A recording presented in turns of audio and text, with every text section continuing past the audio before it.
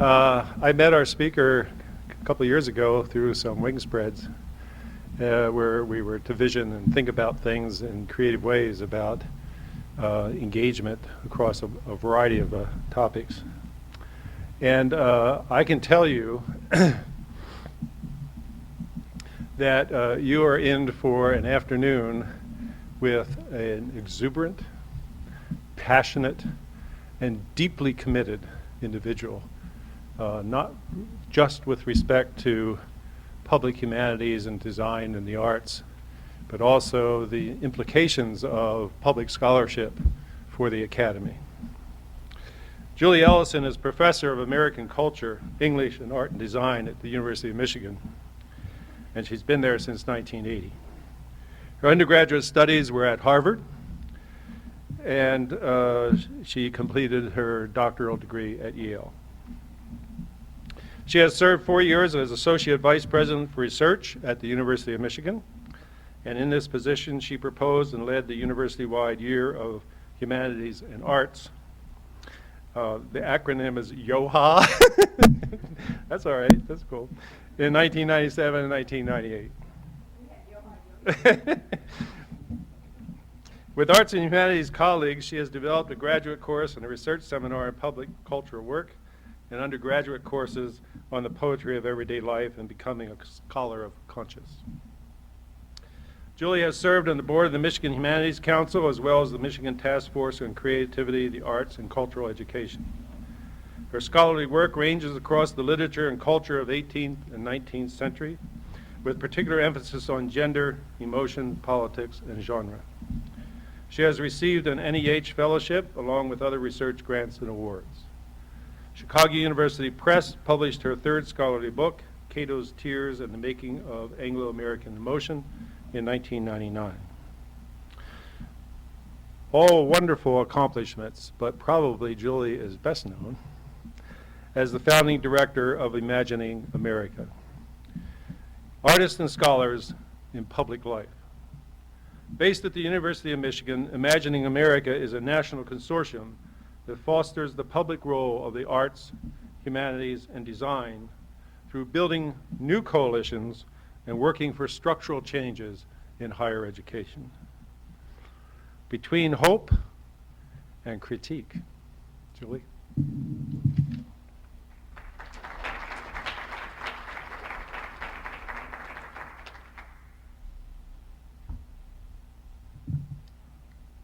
How's this? Is this okay? Well, first I have quite a few thanks. Thank you, Hai, for that introduction. And I also want to especially thank Julie Hagstrom and the Outreach and Engagement Office for arranging this visit and for some really good conversation on the way to and from the museum this morning. Coming to MSU for me is a little bit like a family reunion, as I've worked for a long time on public scholarship and public humanities with a number of people here. Kurt Dewhurst, who's my senior colleague on the Michigan Humanities Council, and I know Jan Fedwa is here from the council. It was one of my key adult learning groups, as I've been telling people this afternoon. And Marcia McDowell, Marcia and Kurt helped make possible the first real Imagining Michigan conference that we held in 2001. And of course, I also have to thank them for their daughter, Marit, who was one of my all-time great students, one of those students who teaches you more than you could possibly teach them. And more recently, of course, I've been involved with Hy Fitzgerald and his colleagues in outreach and engagement on national engagement efforts as well as institutional efforts here. A theater student in my first year seminar this term in Art and Democracy wrote about the significance of the green room in his local theater outside Pittsburgh. He said, public work makes an organization. It does indeed make an organization, and outreach and engagement sets the standard for that, I think. David Cooper, I've known, of course, for his work in Michigan and nationally on community-based learning in the humanities. And now President Luana Simon presided over my first, and it turned out only, weekend as a CIC Academic Leadership Fellow. I'm embarrassed to say that I was a CIC Academic Leadership dropout. But I had a great weekend here. When she was provost, it was perfectly clear to me at the time that she was going to become a smart and feisty president, able to rethink the organization of thinking including civic thinking at that most sprawling and decentered institution, the large American Research University. What's happening here at MSU and in the regional network of citizen partnerships that you participate in here is of great importance, and particularly what is happening here in the altered intellectual commitments of people in the humanities and arts, which I've been hearing a lot about today. These changes ramify through scholarship and teaching in the form of changing practices, changing tones, and changing premises. As every commentator, as you know, every commentator on higher education has said 6 times in the last 5 minutes, the inability of faculty to change is an obstacle to responsive teaching. It's also an obstacle to scholarly invention and to generating new knowledge in public ways. What these commentators don't talk about is what happens when faculty and staff self-organize for change, in themselves, in their institutions, and in their localities. In my meetings today with people from the Cultural Engagement Council and the Public Humanities Collaborative brought me into the thick of exactly such self-organizing, the creation of new and often surprising relationships for public work that are grounded in experimental thought and action. And I know that some of you are probably senior fellows in outreach and engagement. This is another important group, one that's, I think, living, breathing proof of an assertion that I make frequently, that public scholarship advances fresh interdisciplinary learning by what Scott Peters and Ted Alter call civic professionals. So this seems to me that, I know Scott and Ted were here last week, and that's an idiom that I like a lot. So I'm just going to tell you how I'm going to organize this talk, because it is possible that I will run behind. Maybe I ought to look at my watch occasionally. But here's the plan. I'm not using a PowerPoint. I'm not using a PowerPoint, as I was telling Hai beforehand, is because a few months ago, right as I was about to give a PowerPoint presentation, my friend Harry Boyd from Minnesota gave me a document from the Institute for Democracy of South Africa, IDASA, called Power to the People or Power to the Point. And I immediately stopped doing PowerPoints for some period of time. I'm going to start out talking about Imagining America in the context of changes in the humanities, some information about how we got started. I'm going to turn to the question of the imagination. This is a chance for me to start to deepen my own reflections on what it means to direct an organization that does imagination. And this will take me into a discussion of the changing conception of the imagination now and the body of writing where this shift to, I think, a new model of the democratic imagination is happening. I'm then going to focus, if I have time, on 2 case studies, project case studies, that show how ideas about imagination are suffusing the public co-creation of knowledge and art. And I'm going to end by turning, as I will quite obsessively, to the question of language, including the language that my students are using as they reflect on their own public agency. So my full title is Between Hope and Critique, the Public Imagination and the Cultural Disciplines. So the name of the consortium that I direct is Imagining America, Artists and Scholars in Public Life. It was launched at a White House conference in 1999 as a program of the White House Millennium Council, part of the National Observation of the year 2000. I will tell the story of its naming later in this talk. I'm engaged in an ending negotiation with that name, including the word imagining. Imagination as a public practice in the U.S. in the post-9/11 years signifies a balancing act between skeptical argumentation and, in Sekou Sundiata's words, a place of caring about America. A diverse body of recent writings takes the imagination seriously as an element of democratic public life. Taken together, these works suggest that the imagination, reinterpreted for our times, has been making a cultural comeback. Imagining America was founded in response to a tangible circumstance. In the late 90s, the wave of public engagement was blowing through higher education, as it was also stirring in the nonprofit sector, foundations and NGOs, civil society work in Europe and South Africa, public cultural institutions like museums and libraries, and state humanities councils. But not many humanities or arts faculty were showing up at campus centers for community partnerships or community service learning centers.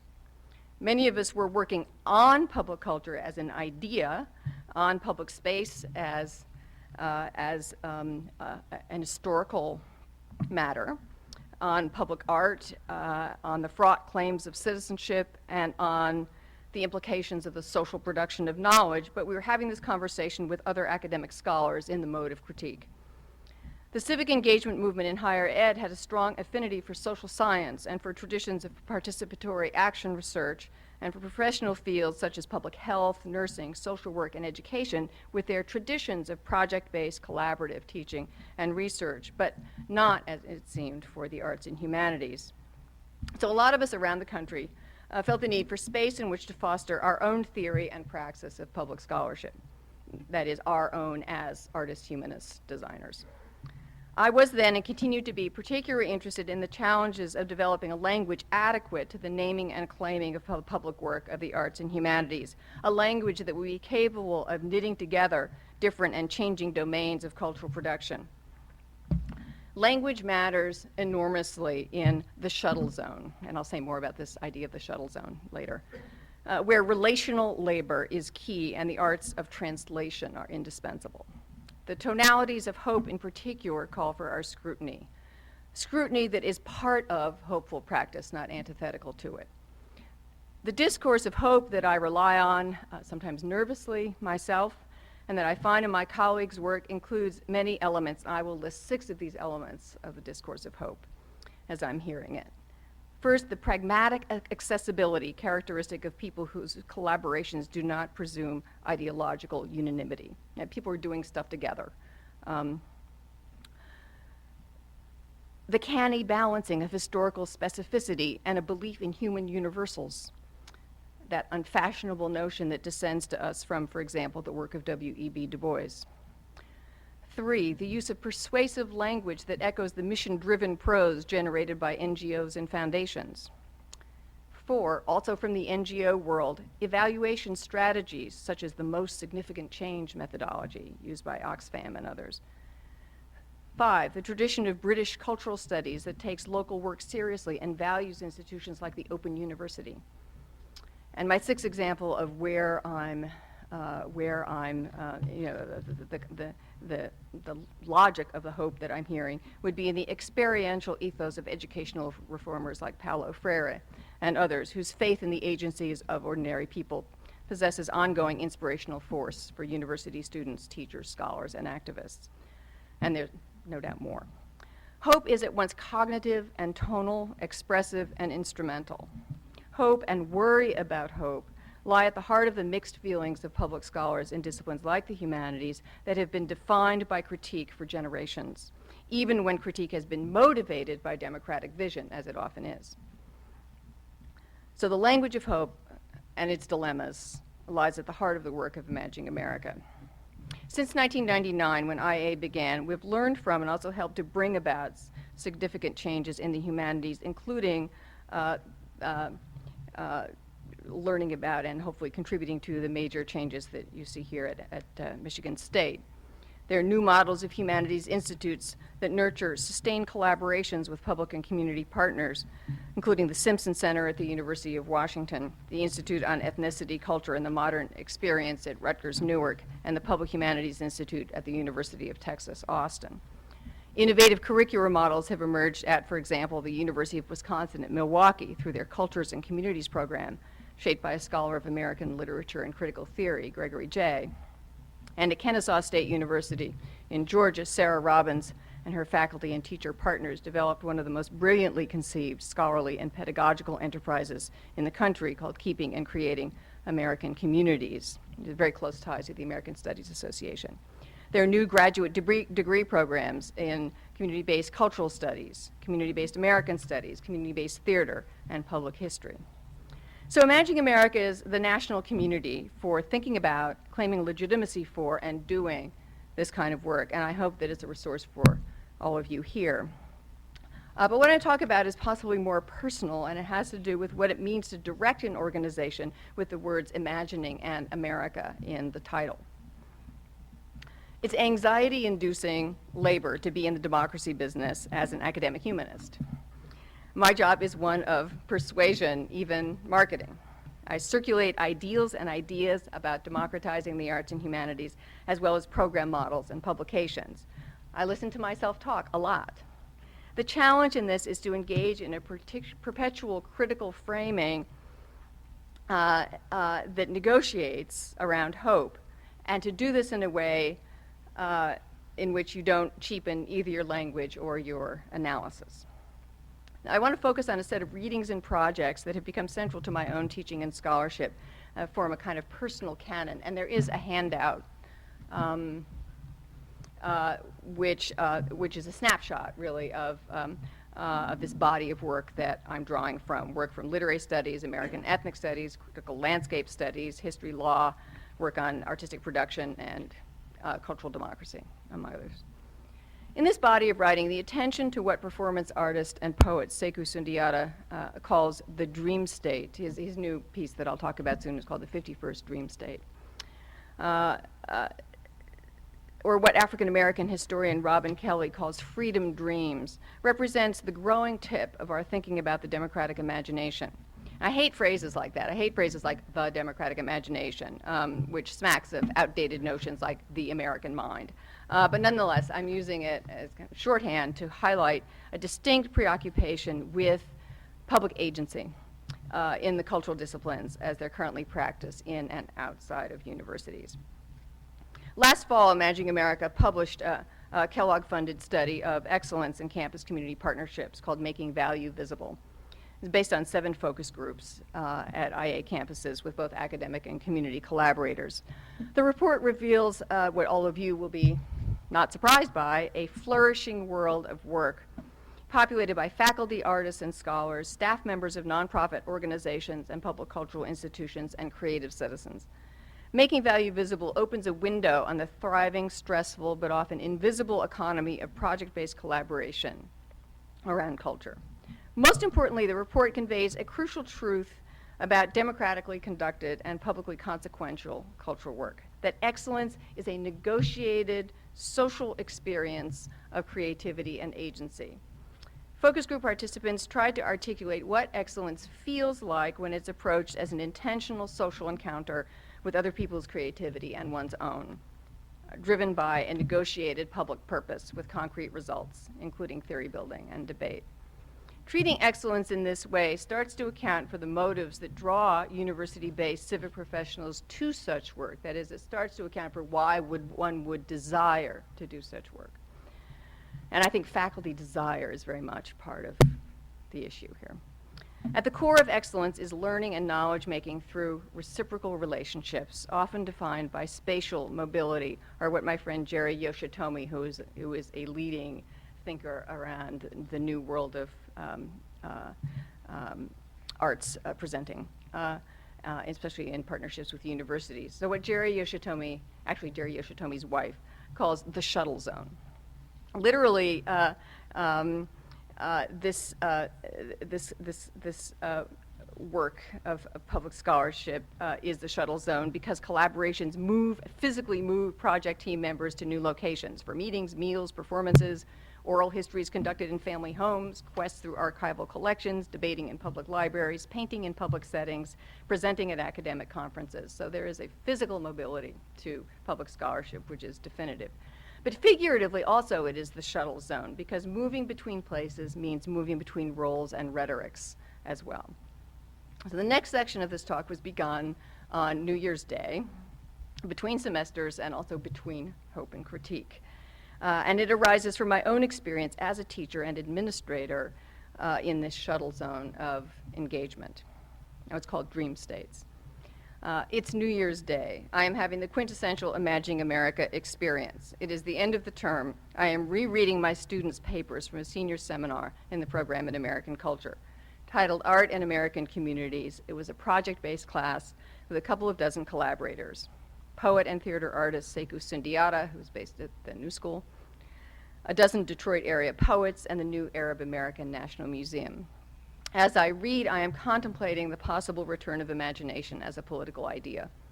This feels right because Imagining America is, among other things, a community of people who deal in concrete manifestations of ideas. Any organization that has imagining in its name needs to think hard about where this word is going next. This class and these students' essays have nothing and everything to do with my position as director of Imagining America, now a consortium of about 75 colleges and universities. I am constantly called upon to explain its name. Our inaugural White House conference was co-sponsored by the White House Millennium Council, which was presided over by then First Lady Hillary Rodham Clinton. She took one look at the lugubrious name that we had bestowed on our effort, which was, I blush to say, Town Gown 2000, and insisted that we get unstuck from old binaries and come up with something more optimistic, hence Imagining America, Artisan Scholars in Public Life. I spent a lot of time explaining the complex import of the word America in that name, especially after 9/11, and especially when I am with my South African colleagues. But the warm response to the word imagining, which evokes creativity, winging it in the present tense and on location, has been even more telling. It's worth reflecting on the changes in the zeitgeist that made imagining central to the consortium's everyday activities for artists, humanists, and designers in higher education: conferences, publications, information resources, research and policy projects, institutional consultations, support for graduate students through our PAGE, that's publicly active graduate education for graduate students in the room, PAGE conference fellowships. My own study of reimagining the imagination has been carried out while shuttling between IA's national office, my classrooms at the University of Michigan, and the meeting places that establish the ad hoc geography of one campus community cultural project.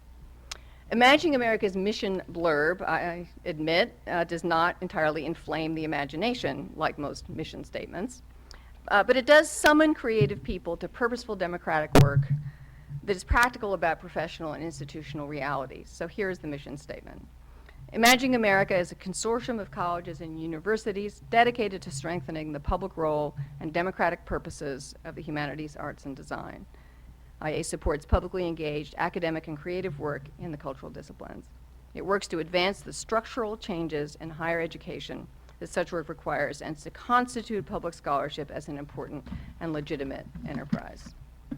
So I split my time between directing IA and teaching classes that examine and, whenever possible, actively produce cultural public goods. In these classes, as a collaborative effort, we test out, in effect, the claims of this mission statement, which is itself sifted from the accumulated experience of public-minded scholars, artists, teachers, students, and their many community partners, the people who are actually changing the production and the politics of cultural and humanistic knowledge. By the time their work is distilled into the blah, blah, blah of missionese, the punch and grace of their own articulation are lost. But civic professionals set my personal standard of civic and professional accountability, including an adequate vocabulary for the imagination. Scott Peters reports the personal career narratives collected during his ethnographic work with public scholars reveal a close interweaving of civic and academic purpose. And I would add a close interweaving of civic and academic languages. Peters concludes that this interweaving is one of the distinctive characteristics of a public scholar. So how do scholars in our fields talk about their civic purposes? As Robin Kelley puts it in Freedom Dreams, through the imagination, we learn to know what we are for as well as what we oppose. Robin is an historian of African American history and culture. He writes, we discover the cognitive maps of the future, many of them drawn and redrawn in the past as well. Other advocates for the unconventional civic imagination include Julia Reinhold Lupton, a Shakespeare scholar and director of humanities out there at the University of California, Irvine.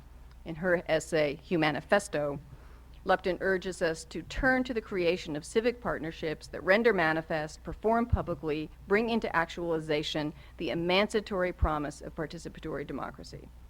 William Paulson, my colleague at Michigan and former chair of Romance Languages, calls for an enlarged humanism committed to the project of enacting human freedom and working in the world in all its dimensions and directions. Civic purpose, then, is a decorous term for the difficult yoking of critical reframing and sociable creativity and a kind of high idealism that defines imagination now. I'm thinking about all this as I read my students' essays on New Year's Day, wrestling with the definitive tension between critique and hope in applying the history of maroon communities to our class project. Delro Harris, who among other things is label manager for Underground Resistance, if you know that, remarkable enterprise. Delro Harris concludes his seminar paper with these words: "I have this class to thank for waking me up so that I could get back to dreaming again." This reference to dreaming is no fluke. It was the point of the class. The course readings kept us deeply preoccupied with imagination as an element of artistic and civic agency, as fuel for theory and memory. Taken together, the works we were reading, all of which are on your handout, suggest that the imagination, reinterpreted for our times, has been making a comeback. The imagination has been subjected in the 1980s and 90s to a rigorous post-structural critique by academic humanists, which uncovered its, and I was absolutely part of this, which uncovered its roots in romantic Wordsworthian consciousness, that is, the mind made aware of itself in the contemplation of nature, and in the glamorous artistic subjectivity of both Romanticism and modernism. Personal experience, or the subject, was reframed as a socially and politically produced or disciplined condition. The imagination was understood quite rightly as one of the forms of power and mystification. This critique produced lively ongoing debate about the merits of subjectivity once it is stripped of individual energy and action in the world. In the end, the deepest sort of skepticism about the subject proved politically intolerable, and a focus on agency returned, sometimes through a focus on feminism, sometimes through a focus on human rights, sometimes through a focus on performance. With the resurgence of the category of agency, the imagination also has been reactivated. This revival is part of what a colleague of mine described as the long story of the flickering imagination of social change. It's not an accident that Imagining America as an intervention in higher education and in the cultural sector at large took shape just as the imagination was starting to be rehabilitated as a necessary element of citizen identity and democratic agency. The books that I've been reading, teaching, and thinking about are appearing at an accelerating rate. This body of writing tells us something urgent about artists and humanists' fresh openness to the integrative productivity of public engagement. So in addition to Robin Kelly's Freedom Dreams and the Black Radical Imagination, this included Lonnie Guinier's and Gerald Torres's The Miner's Canary, which is centered on a politics of magical realism.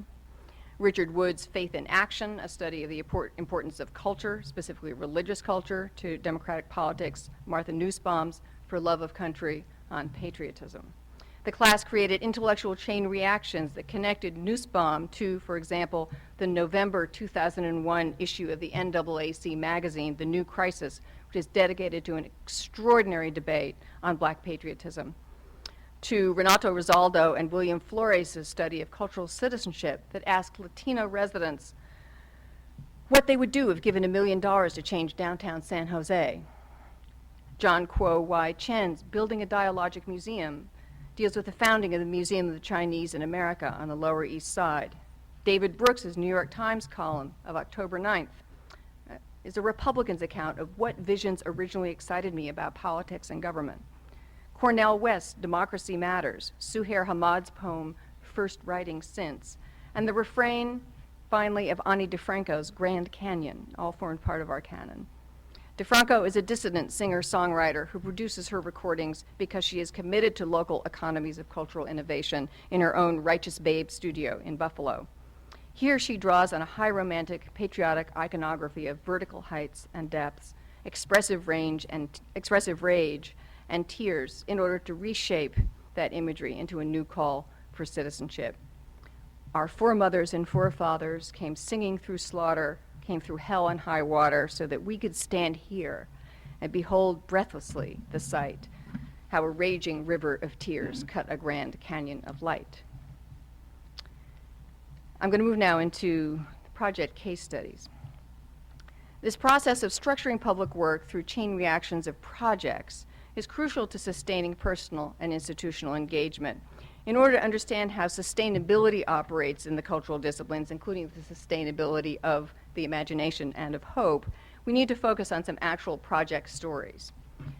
What they show is that any given project, while finite in time, generates relationships that carry over into subsequent projects. These project chain reactions are important models and represent a real shift in cultural production. So the first case study is the 51st Dream State project, with dream is in parentheses, so it's the 51st state, dream state. In the classroom last fall, our senior seminar syllabus art and American communities assembled the kind of diverse body of writings that I've been talking about that take the imagination seriously as an element of democratic life. My collaborator in the project that formed the heart of the seminar, Sekou Sundiata, is a poet, theater artist, and professor of creative writing at the New School. Our work together took the form of a series of citizenship potlucks with students and poets, culminating in Checkpoint, a concert of poets, held in the intimate auditorium of the Arab American National Museum on December 1st. Sekou's name for his work in progress is the 51st Dream State, and its associated civic engagement programs are collectively called the America Project. He writes about the creative endeavor of looking for a clearing within which to overcome what he says is the estrangement between American civic ideals and American civic practice, which form the basis for the class. So this is quoting Sekou here. Living in the aftermath of 9/11, I feel an urgent and renewed engagement with what it means to be an American. But that engagement is a troubling one because of a long-standing estrangement between American civil ideas and civic practices. When it comes to a vision of myself as an artist and as an American, I am caught in a blind spot. I don't think I am alone. I sense there are many Americans in the same spot, probably in the millions. This project is my response to this reality. It's my way of searching for a clearing for the necessary questions to ask. I take it as a civic responsibility to think about these things out loud in the ritualized form of theater and public dialogue. Sundiata's project has had a powerful ripple effect throughout Imagining America's member universities. And it provoked us to really, along with some other developments, to really focus on liberal arts and performing arts, the connection between liberal arts and performing arts as a real one of our core areas of focus. The America Project, almost from the point of its emergence, has been intertwined with our work, and the story of this project illustrates how Imagining America helps its member campuses to find partners and models for public engagement. That is, how Imagining America can help chain reactions happen. Our national conference at the University of Illinois in fall 2003 sparked the connections between then Illinois Chancellor Nancy Cantor, who's now president of Syracuse, who was hosting the conference and delivering the keynote address. Sekou Sundiata was there, and Gladstone, otherwise known as Flooney Hutchinson, a Jamaican economist and dean of studies at Lafayette College, was also there. Flooney, a skeptical man, had been urged to attend by Ellis Finger, who is the director of Lafayette's Center for the Arts. He listened hard, that is, Flooney listened hard to Nancy Cantor and Sekou Sundiata, and he left the conference with his analysis of the place of the arts in undergraduate education fundamentally changed. He wasted no time in reinventing Lafayette's new student orientation and first-year studies programs. Now heading into its third year, the Lafayette model was developed in partnership with IA and was even named Imagining America, with our blessings. It focuses on the exploration of issues related to America's identity, human security, and civil society. Each year, summer readings and online discussions for entering students are linked to the work of an artist in residence during the following academic year. Courses, campus events, and community collaborations are all structured around these residencies with the Williams Center for the Arts, an ongoing partner. Sekou Sundiata was the first artist in residence. Building new creative work increasingly is taking place during such residencies through interactions with visiting artists, with students, community leaders, and faculty. Sekou's creative process is centered on dialogues about democracy sparked by poetry and music and undertaken in small groups. The residencies, the creative residencies that were building the 51st Dream State, which just debuted at Stanford, are like the one that took place between Ann Arbor and Detroit last fall, are organized around creative thinking about critical patriotism. I just want to underscore that phrase, critical patriotism, because for me it is exactly there where the question of operating between hope and critique has to happen if we're going to reach the capacity for critical patriotism. Organized around creative thinking about critical patriotism and about the personal and global meanings of America. These creative residencies have occurred at the New World Theater at the University of Massachusetts, the New School University, at Lafayette, at University of Michigan, and at Stanford. Some of what is produced at each of these sites takes the form of the artist's own reflections on conversations and stories. Other portions take the form of quoted speech, visual images, or videotaped interviews, so that the local work is continually looping back into this performance that will then tour nationally. And the performance work itself has a double structure. When completed, it will comprises both the show itself and the engagement package, which Citizenship Potlucks Community Sings, facilitated by the company. During this phase, too, the National Touring Project can serve to put local engagement projects in touch with one another. These performance residencies are important partnerships in every case. They're collaboratively sponsored in Chicago by the University of Illinois Chicago and the Institute for Contemporary Art, in Minneapolis, which is just completed, by the Walker Art Center and the University of Minnesota, in Ann Arbor by the University of Michigan and the University Musical Society, as most of you know, a really innovative nonprofit presenter. Elsewhere at Lafayette, at Bates, the University of Maryland, a strong campus arts presenter plays a leading role in crafting both academic and community links. The 51st Dream State is generating local public spheres that are specific to their time and place. It's also generating what David Scobie calls the ambitious cosmopolitanism of the new public scholarship. Sundiata's work is complex and brilliant and is provoking serious theoretical and intellectual response by scholars, students, poets, and community leaders. Arts presenters are called upon to be active agents in democratic dialogues and are not content to define community education programs solely as weekday afternoon performances for school groups. Finally, colleges and universities are presented with a model for building imaginative engagement into individual courses as well into larger curricular formations, like Lafayette's first-year studies program. So that's one project story. And notice how long it took me to do that, which is, I think, telling us something. And this one will take a little while too, although I've tried to cut it. This is the Boyle Heights project in Los Angeles. One of the best examples of a sustainable chain reaction of the kind I'm interested in is the Boyle Heights project in LA, led by Professor George Sanchez of USC.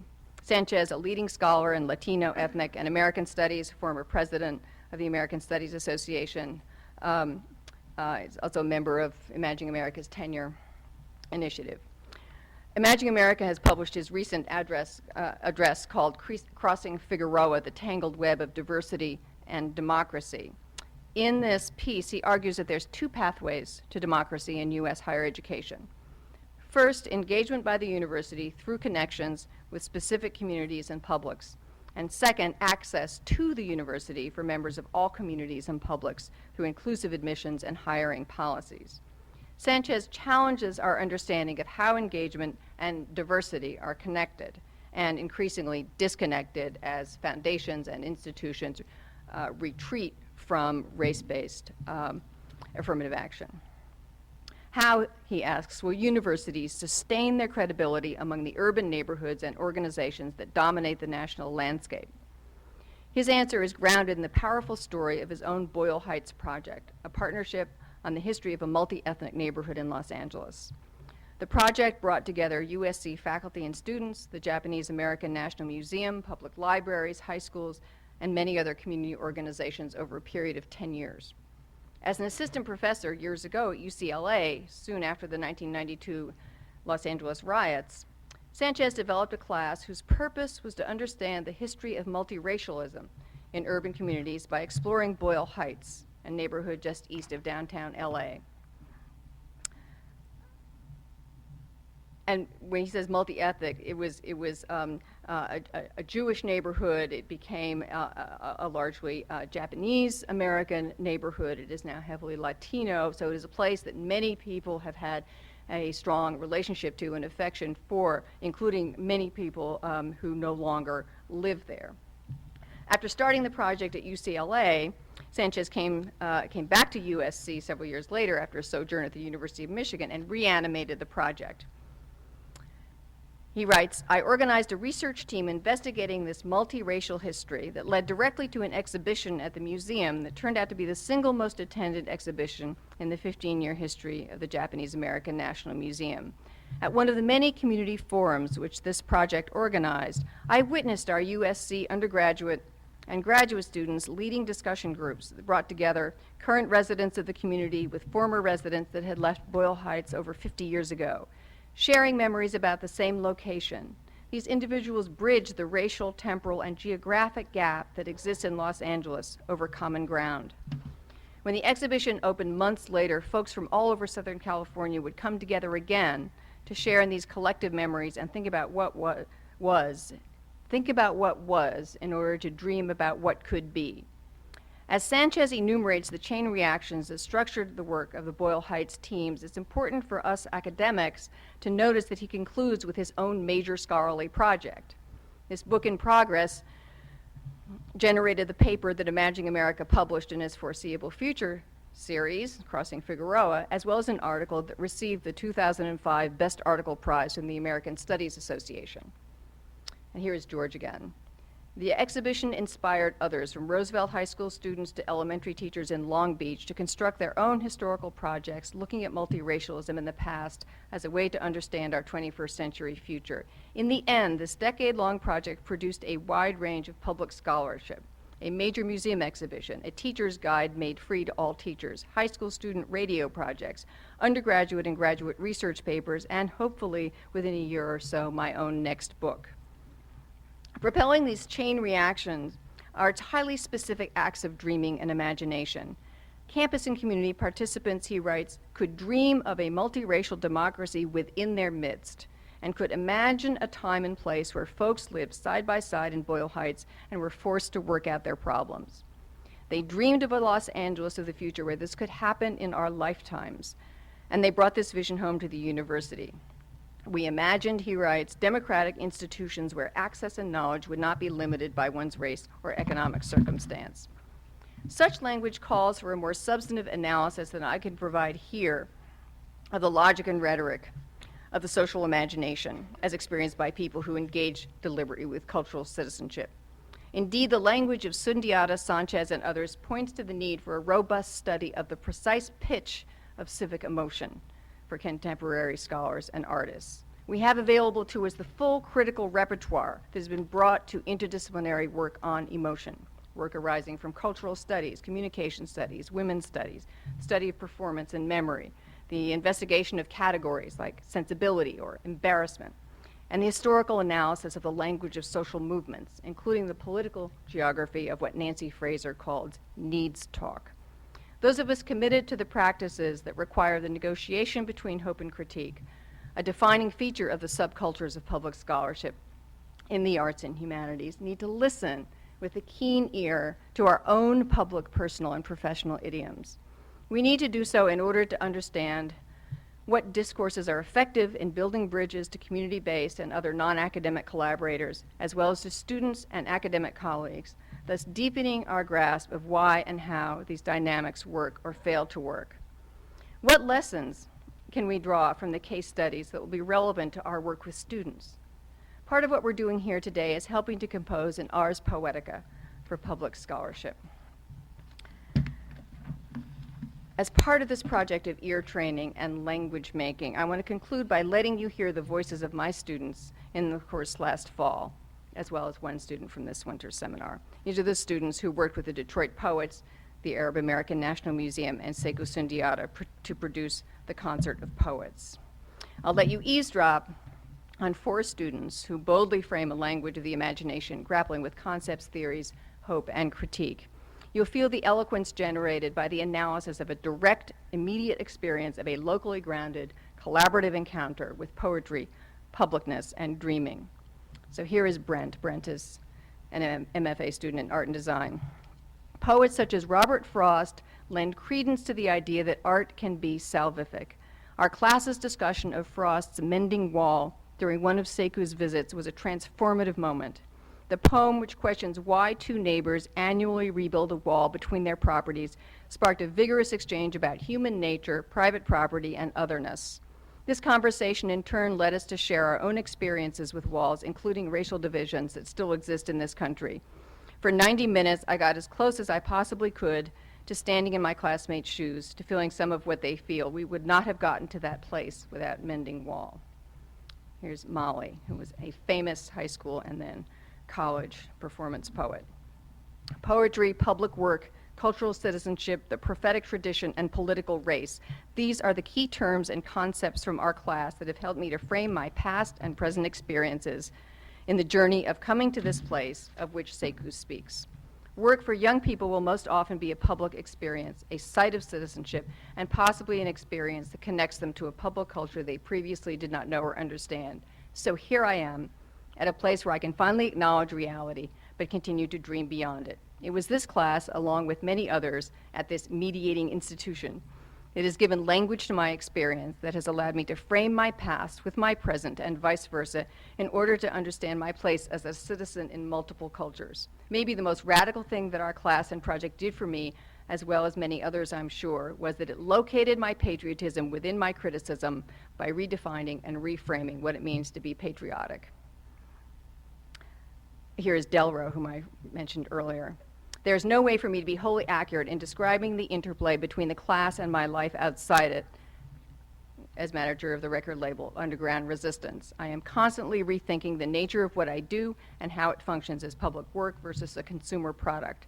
The notion of maroon culture has permeated much of what I believe about how citizenship would work, and this class is a piece of that. I walk away from this class without walking away.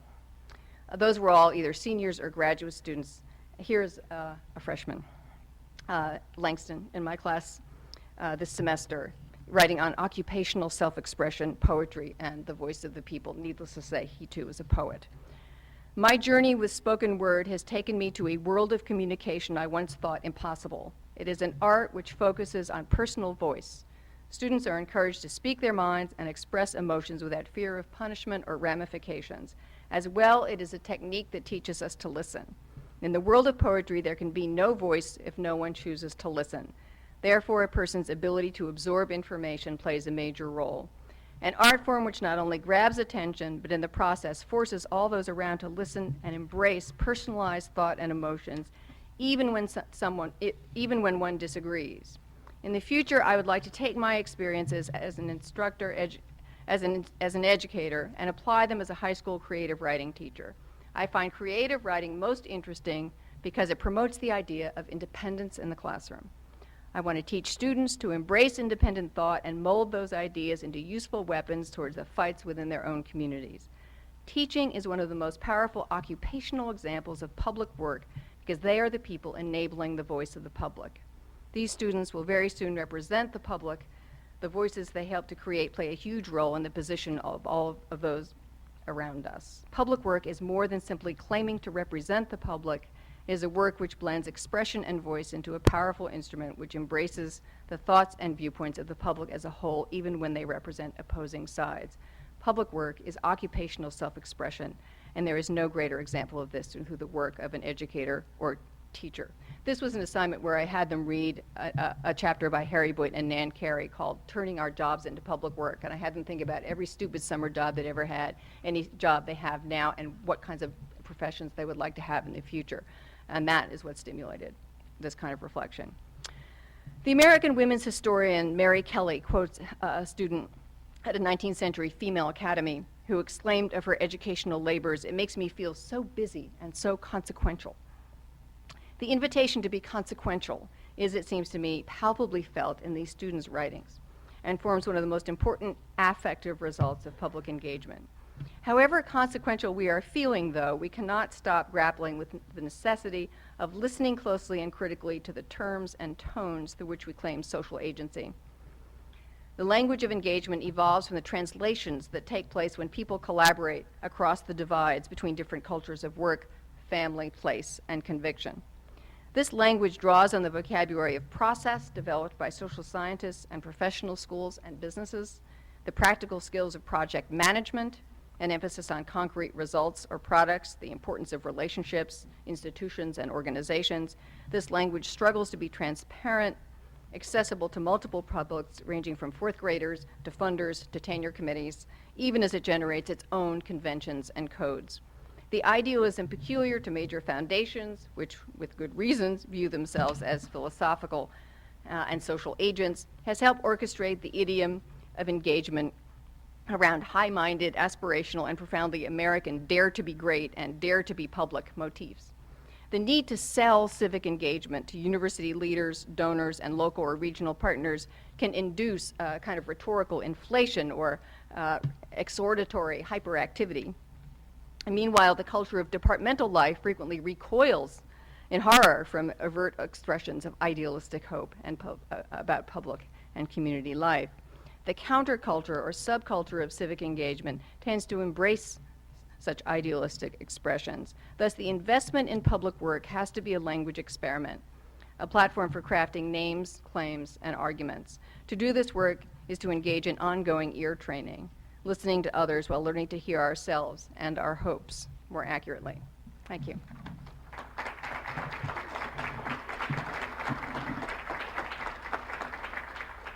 We have time for questions.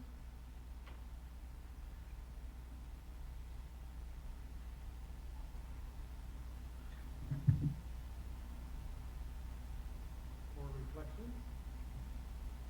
I'm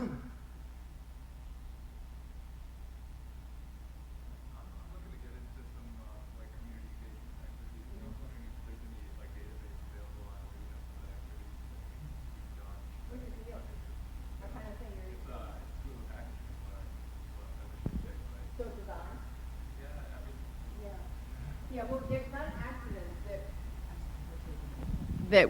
that we call it artists and scholars in public life, and that we put into our mission arts, humanities, and design, because I actually think work and design is tremendously important, and those of us in the arts and humanities have learned a tremendous amount from design fields because they do have a tradition, unlike the humanities, they do have a tradition of project production, often with non-academic partners. So I think people in landscape architecture and people in architecture and urban planning. I mean, I would actually start having conversations with people in the design fields who've done collaborative kind of public good projects. I actually think there's programs around. I know you have a program here in environmental journalism, and there's ways in which people in journalism have thought about communication as a civic act. But I think actually thinking about design. I don't know whether I think if you Googled, community design or something, a bunch of stuff would come up. I know I've done this in the past, and I can't remember exactly what I found, but I know there's stuff out there, and I'm sure there are people here who could do that. But designers actually have a lot to bring, partly because they have these work practices that are very concrete and involve often multidisciplinary teams. So. What are the most significant barriers to the academy? What are the most significant? Do I really need that? What are the most significant barriers that the academy faces to implement the scholarship of engagement and community engagement? Well, I think if you ask people outside the academy, they will talk about the frustration around the slowness of faculty change. That is, the faculty who can't communicate, and the communication, the language issue is huge there, as well as the lack of a habit of listening. But I actually think within the academy, the faculty who want to do this are, and graduate students who would like to go down this path, there is that system of the tenure and promotion system. And this gives me a chance to talk about Imagining America's Tenure Team Initiative. We have two university presidents, Nancy Cantor of Syracuse and Steve Levine, who's president of California Institute for the Arts, and an array of other academic leaders who have come together around developing recommendations for changing how faculty, public scholarship, and public cultural production are evaluated at tenure time in the arts, humanities, and design field specifically, because in every field there needs to be a native language around knowledge in that field that honors its specificity. And if you want to get my take on this, our newsletters are posted on our website as PDFs. I have a column called Tenure as a Public Matter, because to remove structural barriers from the flow of creativity and capacity throughout the whole society is really incumbent upon universities as institutions to stop policies that block that flow of knowledge and teaching. So I think that you need these alliances between faculty and institutional leaders around this issue. And different people have tried it different ways. There are institutions out there. Portland State is one of them. And I know Michigan State is right there at the forefront and ahead of many, many places around this. So I think you're removing those barriers faster than a lot of people here. But that's the big one.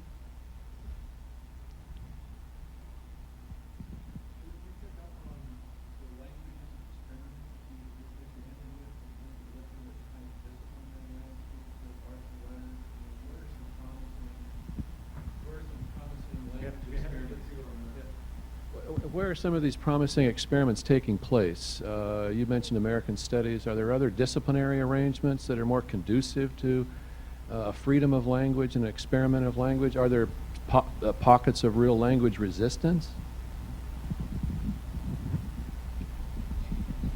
Well, I think there are pockets of resistance and longing. A couple of years ago was the 25th anniversary, I believe, of Critical Inquiry.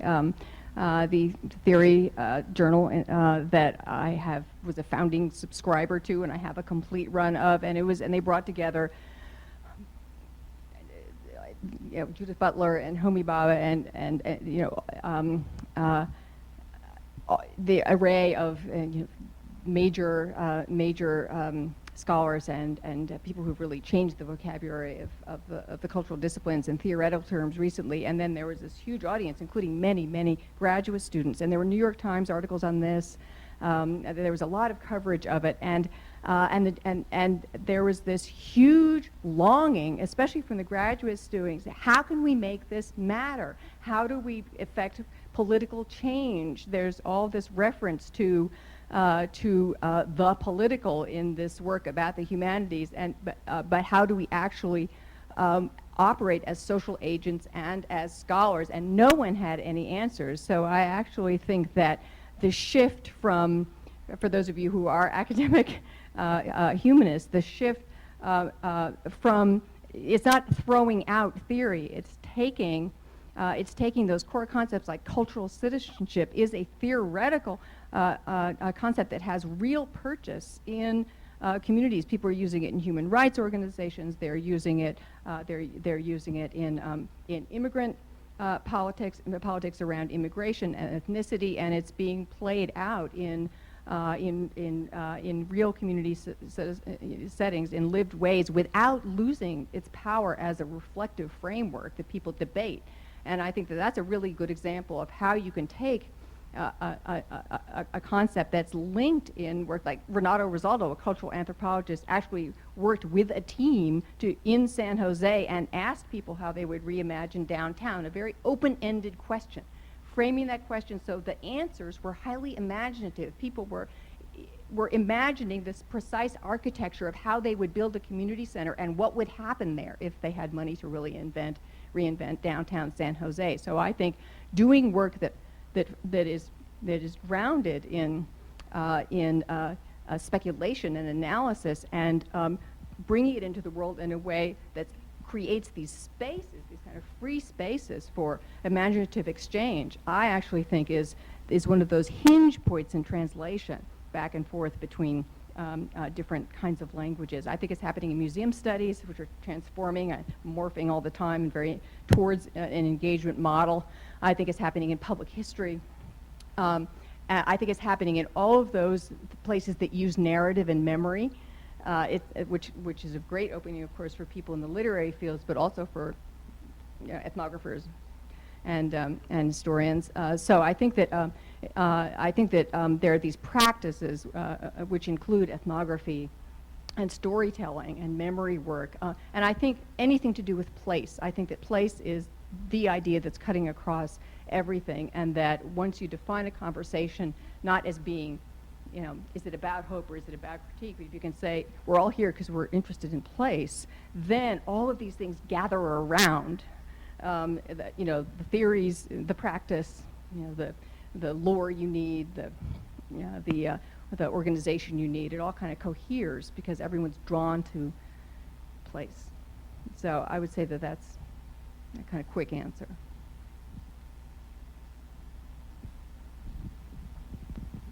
Julie, I wanted to get your thoughts on, you haven't, it was interesting in your presentation, you didn't, except for mentioning the Michigan Humanities Council, you didn't mention the federal agencies of arts and humanities agencies, Institute of Museum and Library Services, or you mentioned a few foundations, but are you hopeful about the place of the public agencies and governmental units to, where do they fit in this, this discourse and where we're headed? There are places that are doing great work right now, and one of them is the National Science Foundation. By attaching the requirement for public understanding of research and for a public good, essentially a public good, to come out of these research projects, by building that into the grant requirements, this has stimulated tremendous partnerships with K through 12 education, with health care communities, and with a whole array of partners, and that's been a very powerful intervention. It's a great model. The NEH should be doing it. Am I hopeful? Not anytime soon.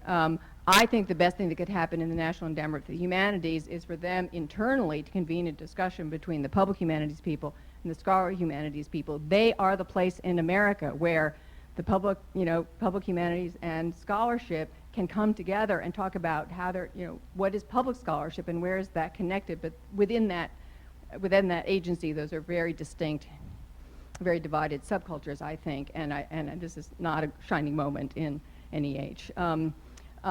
NEA, I think, is doing some adventurous things around, Shakespeare for Soldiers and an array of things there. I think they're handling the present moment a little better, but I don't see them fully using their convening power around these questions. Even if you have no money as an agency, you ought to be able to stimulate a discussion, national discussion, and that's what I don't see.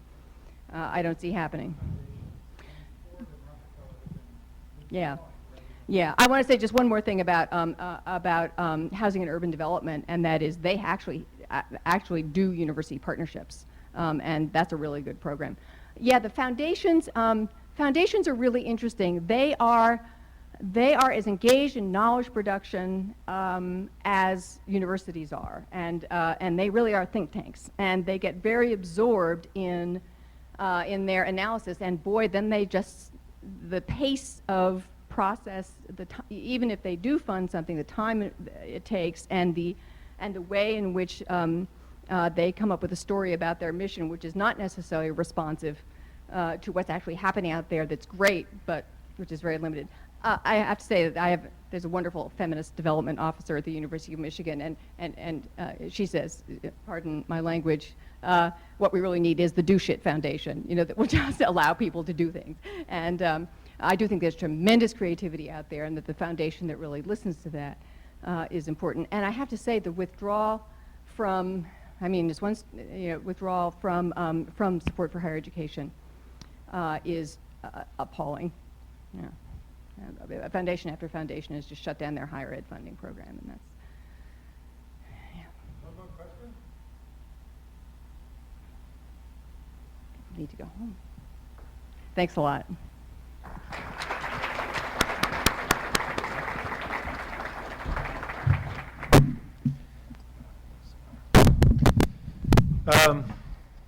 Just to wrap up here a little bit, after all the extraordinary challenge and thoughtful commentary that we've just heard, there were a great many people that helped make this happen, and they are our co-sponsors, and I just want to note them: the Michigan State University Museum, the College of Arts and Letters, the College of Communication Arts and Sciences, the College of Social Science, the Residential College in the Arts and Humanities, even though it doesn't exist, they were a co-sponsor, the Center for the Scholarship of Teaching, Community and Economic Development Program, the Cultural Engagement Council, the Public Humanities Collaborative, and University Outreach and Engagement, along with our community partners, the Creative Futures Forum, Imagining Michigan, and the Michigan Department of History, Arts, and Libraries. And I hope I didn't miss anybody, but we thank you all for this co-sponsorship.